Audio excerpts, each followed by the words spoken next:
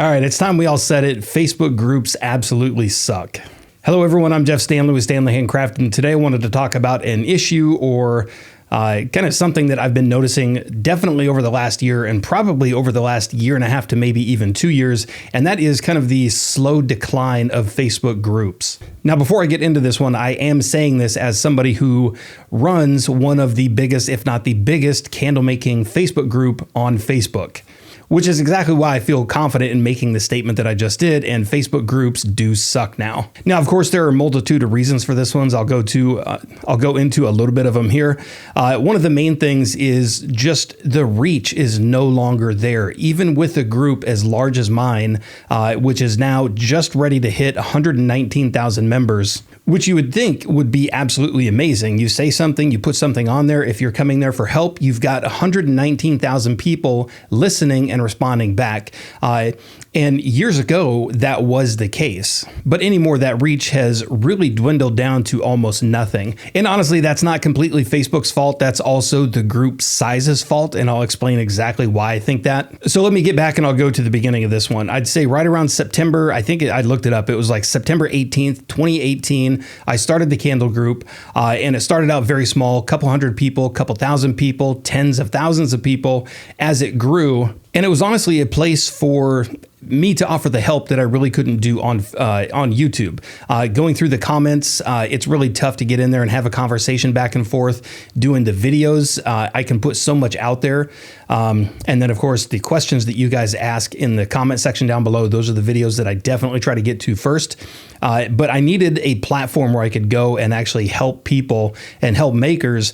All the questions that I was getting through Instagram, Facebook, email, anything like that, basically anywhere somebody could reach out. And at the time, Facebook groups was absolutely incredible. It was a great platform because so many people are already on there. And in the beginning, it was also nice. Even I'd say probably until the group hit probably 30, 40, maybe even 50,000 members, it was extremely nice and a great place to go to help people and to get help. And unfortunately, I think as the group grew larger, it was a little bit harder to get the help that was there. The sense of community that was there was definitely lost right around the 50, 60,000 mark. And that's not because of the members that were there. It's not because of the help that was lacking. It was because it was just too large of a group at that point. Somebody would come in and ask questions, and so many people were asking questions, 50, 60,000 members with 1,000 questions in a day. Your questions really fall to the bottom very fast, or they get moved to the side. If a question doesn't have the right keywords that Facebook wants to put forward, as the group grows larger, their algorithm has to figure out which questions they think will get the most attention, that's what Facebook is there for, to get attention. And when the group was 20, 30,000 people, it was easy because it was a couple hundred posts a day, and you would see the stuff kind of filter through the main feed. Obviously, Facebook is not going to put every single group question on your main feed. So if you wanted to see the bulk of the questions, you actually had to go to the group, which is exactly what I do all the time anyway, is go in the group so you can actually see all of the questions kind of as they fall. And the reason I say it was really good in the beginning is because there's only so many questions that people were posting. Even when it was 100 a day or 200 a day, it was easy to kind of scroll through there and see which ones. And there were so many people in the group, daily active users, that you would get 100 questions and every single one of those would have help on it. There would be an answer or two on every single one of them. And then, of course, there are other threads where there would be 100 answers on those. And unfortunately, as the group grew larger, especially where it is right now, 119,000 people with 1,000 plus posts a day sometimes, Facebook is not going to show you all of those posts. So unfortunately, a lot of questions just go unanswered. And on top of that, the sense of community really drops off too, because there's so many people there. And if there's 119,000 people in a group and you're only interacting with 100 here, 100 there,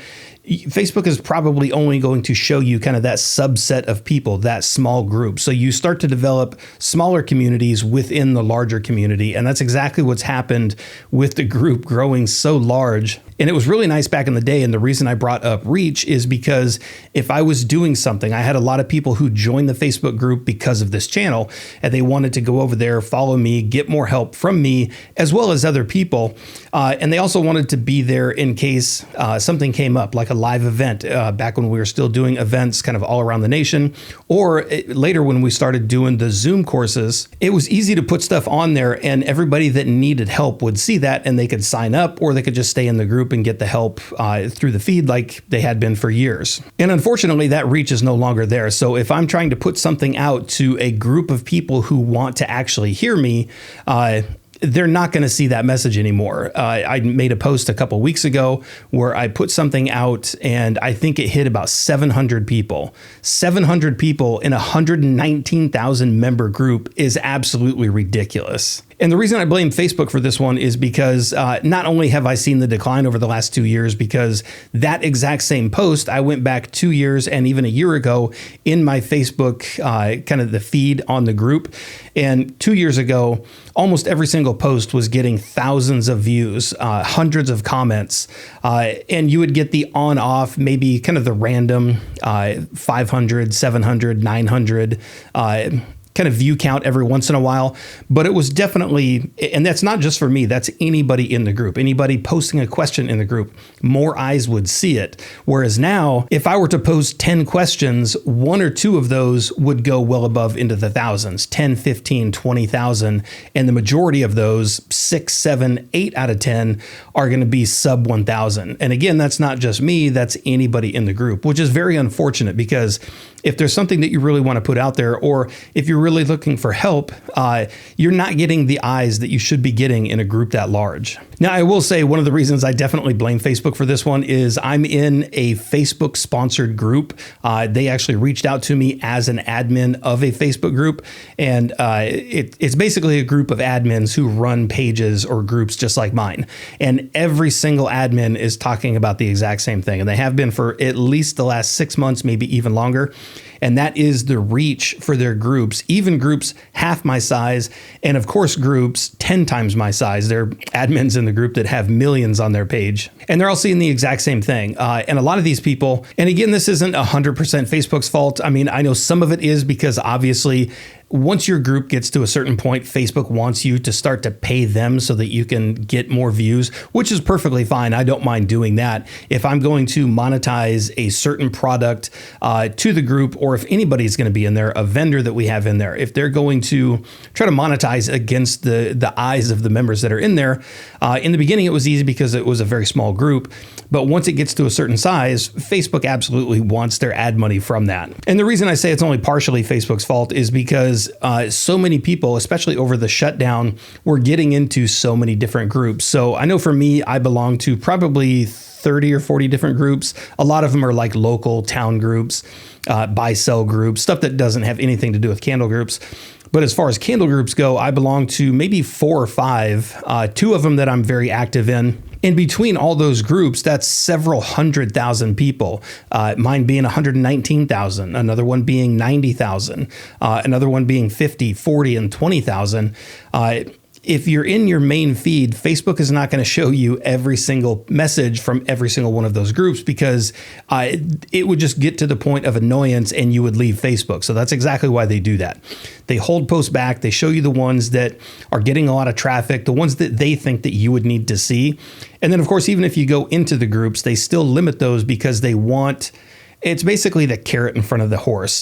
They want to lead you so much and basically still keep you on the app. So that's exactly why they do that. But ultimately, the frustrating thing about this is I created a platform, or didn't create a platform. I started a help group on an established platform, which used to offer incredible help and unfortunately just no longer does. Now, I'm still in the group every single day. I answer questions as much as I can, but it's to the point now where if anybody did sign up to the group specifically to follow me or to get help from me and the mods that I have in there, it's just not happening. And I know this because I have a mod, and I made this post probably 2 weeks ago where I made a big post, and one of my mods that's actually in the group saw it for the first time, and it was one of the first posts that she had seen from me in apparently months.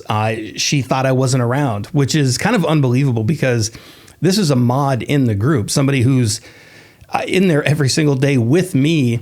And when the admin or another mod makes a post, you think that it would kind of go to the top and they would definitely see that one. But there's the proof of the no reach or the lack of reach right now is somebody who works on the group, works with me to kind of help moderate the group. She's not even seeing my posts. But that's pretty much it with this one. I do want to announce that I do have, I'm kind of transitioning into a different help group. It's going to be a forum. It's one that I've already got up and established, and I kind of went through and retooled everything, added a bunch more stuff to it.